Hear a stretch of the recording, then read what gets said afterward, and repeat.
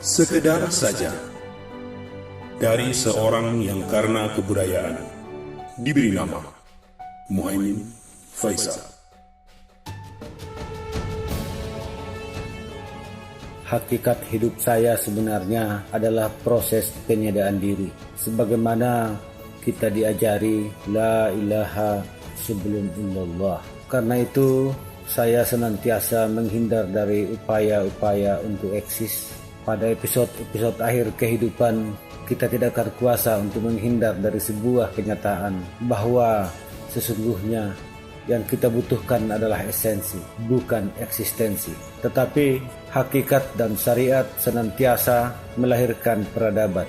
Peradaban inilah yang membuat orang tertarik atau ditepikan dalam pusaran keteguhan pikiran, keyakinan, dan sikap hidup. Saya ini muallaf terus-menerus, sehingga tiada hentinya untuk memohon ihdinas siratal mustaqim.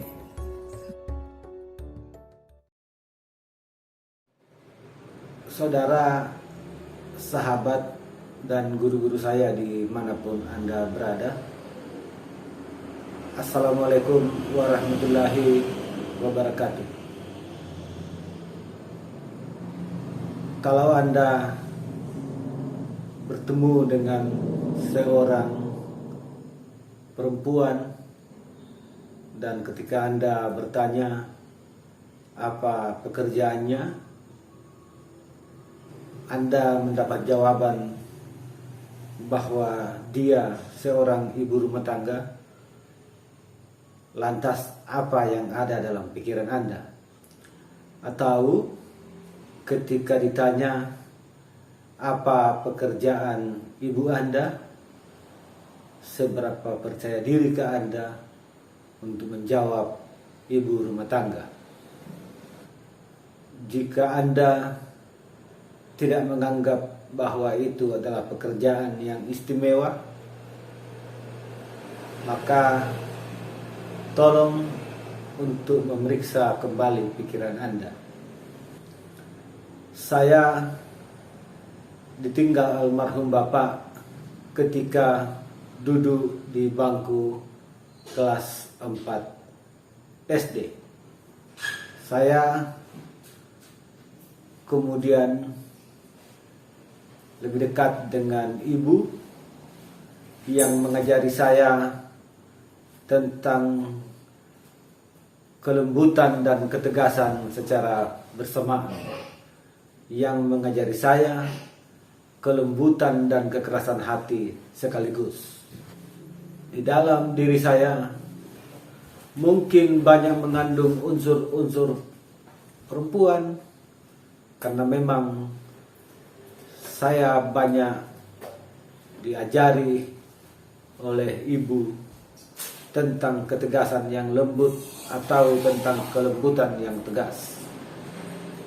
Karena itu hubungan saya dengan keluarga atau hubungan pernikahan saya tidak selamanya disebut persuami istrian. Tidak lantas selalu identik sama dan sebangun bahwa laki-laki adalah suami dan perempuan adalah istri. Saya kadang memahami diri sebagai istri, juga terkadang memahami istri sebagai suami. Karena suami dan istri bukan soal kalah menang, sebab hakikat kalah menang ketika kita berhadapan dengan diri sendiri. Jadi suami dan istri atau istri dan suami adalah urusan tenggang rasa. Anda bisa bayangkan bagaimana repotnya seorang ibu rumah tangga malam berpikir besok mau memasak apa yang bisa membuat anggota keluarga berselera untuk makan. Kemudian pagi-pagi ke pasar harus kuat-kuatan untuk tawar-menawar dengan penjual ikan, penjual rempah, dan berbagai kebutuhan dapur lainnya, ibumu yang seorang ibu rumah tangga yang bangun lebih pagi, menyiapkan seluruh pakaian dan sarapanmu, sehingga Anda bisa seperti keadaan Anda hari ini. Itu tentu tidaklah mudah. Mungkin 1-2 kali sebagaimana yang biasa saya lakukan itu tidak terlalu berat. Tetapi pernahkah Anda membayangkan bahwa itu berlangsung selama keluarga ini masih ada? Dan sehebat apapun sajian makanan di restoran atau dimanapun, masakan yang disentuh oleh tangan seorang ibu rasanya selalu lebih kuat dan tahan lama.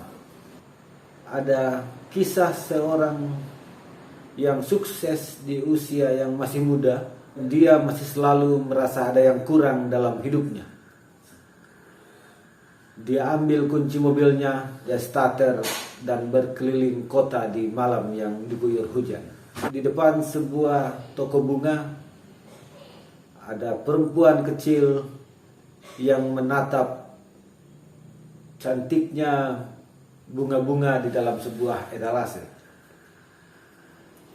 Sang pemuda itu kemudian berhenti dan menyapa perempuan kecil itu. Apa yang membuat kamu berdiri menatap bunga-bunga itu di malam yang hujan ini? Anak kecil itu mengatakan, hari ini ibuku ulang tahun. Saya mau membelikan setangkai bunga, tetapi saya tidak punya uang. Lantas sang pemuda sukses itu membelikan setangkai bunga untuk dia dan menawarkan diri untuk mengantar pulang ke ibunya. Betapa kagetnya sang pemuda itu, sebab anak kecil ini berhenti di pemakaman. Ternyata ibunya yang ulang tahun sudah meninggal. Jadi dia membawa bunga itu ke kuburan sebagai bentuk cinta kasih dan kerinduannya kepada sang ibu.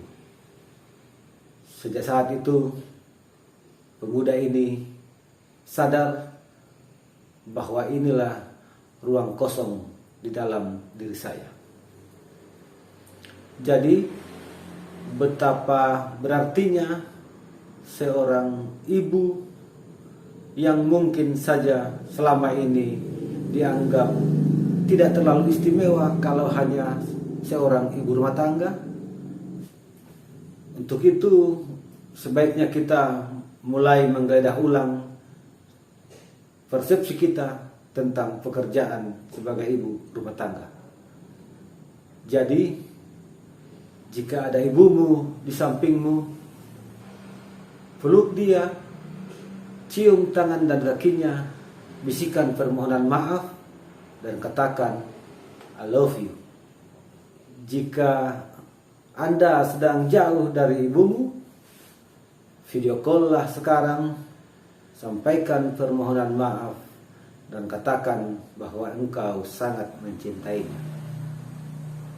Tetapi jika dia telah mendahuluimu, maka kirimkan doa untuk dia. Semoga itu bisa membuatnya tenang di kehidupan yang lain.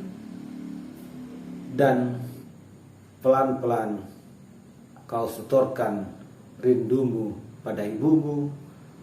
Sekaligus perlahan Anda bisa melepas diri dari rasa bersalah. Demikian saudara, sahabat, dan guru-guru saya. Terima kasih. Sampai jumpa di ruang dan waktu yang lain, tentu dengan tema-tema yang berbeda. Assalamualaikum warahmatullahi wabarakatuh.